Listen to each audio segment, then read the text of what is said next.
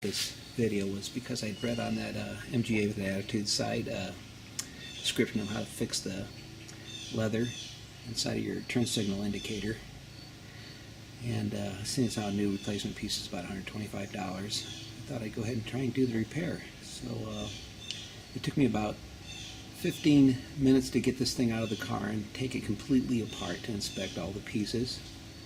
And after having read that great tutorial online, maybe took about an hour to clean everything up and reassemble it, and maybe another 15 minutes to put it back in the car. So anyways, interesting project, and it taught me a lot about my car. So it's pretty cool. So here's all my pieces taken apart from the turn signal indicator for the MGA.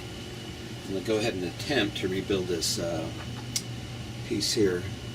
When I use the turn signals, when I flip to the left or right, it just snaps right back down, and I try to work with the adjusting screw on the back, which is this piece. And that guy goes in the back of here, that cotton wad. And I adjusted that back and forth to try and see if I could adjust the pressure on it, and it didn't work. And what I read on the internet is that it's probably this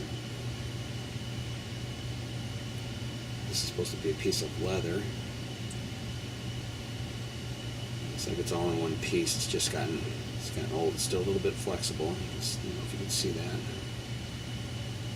It's still a little bit flexible. So the fix is to take a piece of index card, like cardboard paper, and slip it in behind here, and that's supposed to give you just about enough width to rebuild back that pressure. But first I'm going to clean up all these parts and reassemble it. And the order I took it apart, hopefully. And we'll see if it works. By the way, I'm in my wife's laundry room, and I'm using this Imperial cleaner and spot remover that I've used for a lot of different kind of electronics and stuff, and it doesn't seem to damage any kind of plastics or rubbers or anything like that. So looks like it might be a pretty good product to use on this. So here's the contact breakers. It's this. The knobs turn left or right, makes that contact on the opposite side. Looks like the points in the car. I'm going to go ahead and clean those contacts up here. And everything here works fine. It's just the amount of time that it stays in contact is what the problem was. Okay, so here's the index card. I'm going to cut my piece that I'm going to slide underneath that leather strip, see if that works. Because I wrapped around there about the right size, and I'm going to slip that underneath the leather. Okay, so I've slid that strip underneath the leather as far as it'll go, and that's supposed to give me enough increase in thickness there that should hold tight to this cylinder when it's put in there. And then I'm just going to put a little white lithium grease around the leather part.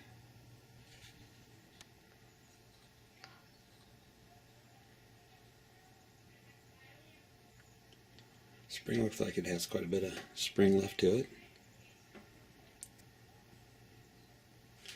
So you can see that.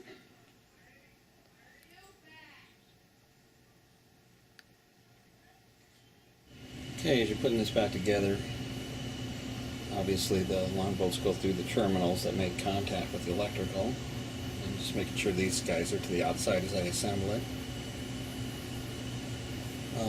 When you're putting it together, you got to kind of hold this thing together. That spring is really trying to push the whole mechanism out. And those little nuts are set inside the plastic here. Those are the pieces. That's right here. This guy and that guy. And that's what holds the top on. You can see this here. This is the original Lucas brand.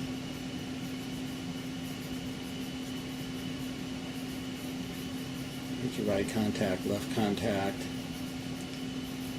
and the F means diffuse.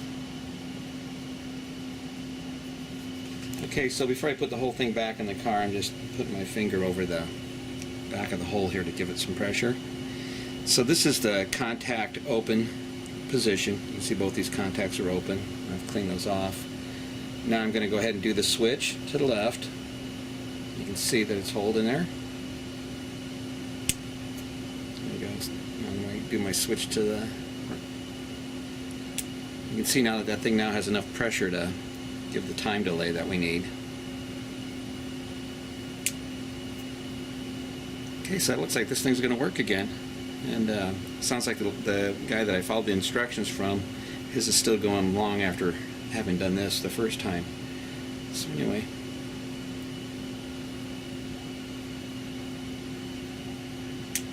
Pretty cool, huh? That'll save you $125. There's a little felt piece that's in that goes in that hole. It's pretty springy. I think I'm gonna, instead of trying to make a cotton piece on the tip of a Q-tip, I'm gonna go ahead and try and reuse this guy. I'm gonna knead it in my fingers like they recommended. And then here's the needle that goes on to adjust the speed of the turn signal indicator. Last part, the cover just slid right over the top of that whole unit, and there's 3 screws that go into those retaining nuts that are underneath that contact plate. Okay, so I'm going to go ahead and reassemble everything back in the car.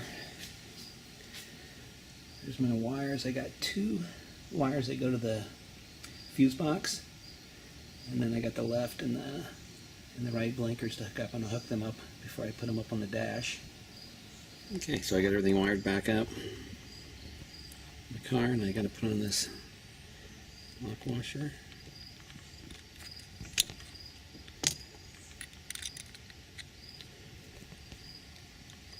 Okay, the 2 wired pieces, the top. So I got Lucas to the top coming in here. Lucas is on the top. It's a pretty snug fit.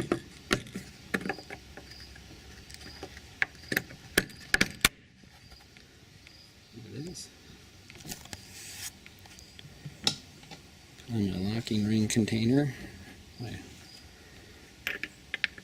chrome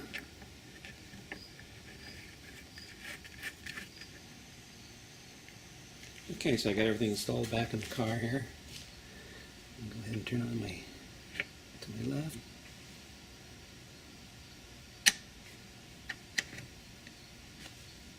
Just my right signal.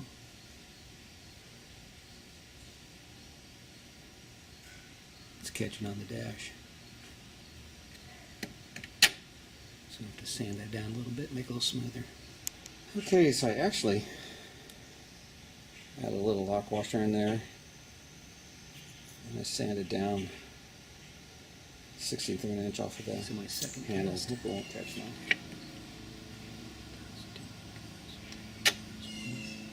4 seconds.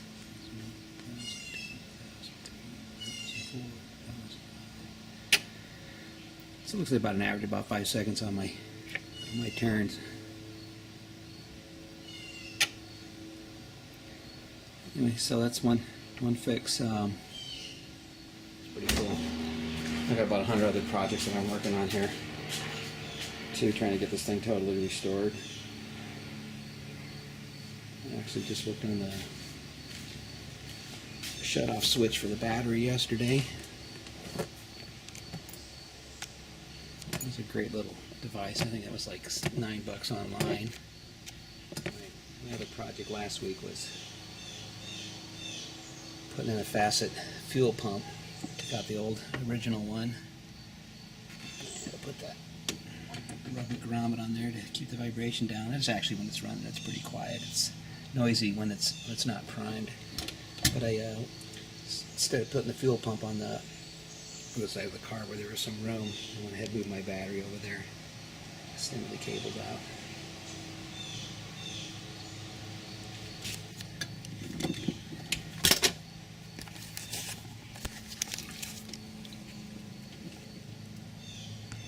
Here's my configuration for that shut-off switch.